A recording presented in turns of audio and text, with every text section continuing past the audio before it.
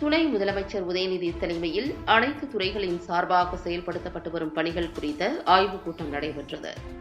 தமிழ்நாடு விளையாட்டு மேம்பாட்டு ஆணையத்தின் மதுரை விளையாட்டு அரங்கில் நடைபெற்று வரும் பாரா விளையாட்டு வீரர்களுக்கான உள் விளையாட்டு அரங்கம், நீச்சல் குளம், ஹாக்கி மைதானம் ஆகிய திட்டங்களை துணை முதல்வர் உதயநிதி ஸ்டாலின் ஆய்வு செய்தார்.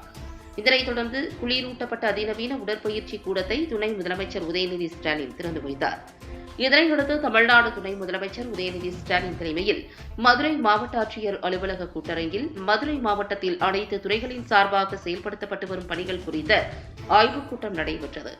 இந்த ஆய்வுக் கூட்டத்தில் அமைச்சர்கள் மூர்த்தி, பிடிஆர் பழனிவேல் தியாகராஜன், அரசு கூடுதல் தலைமை செயலாளர் பிரதீப் யாதவ், அரசு கூடுதல் செயலாளர் உமா, மாவட்ட ஆட்சியர் பிரவீன்குமார், மாநகராட்சி ஆணையாளர் சித்ரா விஜயன், நாடாளுமன்ற உறுப்பினர் சு வெங்கடேசன், மாநகர காவல் ஆணையாளர் லோகநாதன், சட்டமன்ற உறுப்பினர்கள் உள்ளிட்ட அனைத்து துறை அதிகாரிகளும் கலந்து கொண்டனர்.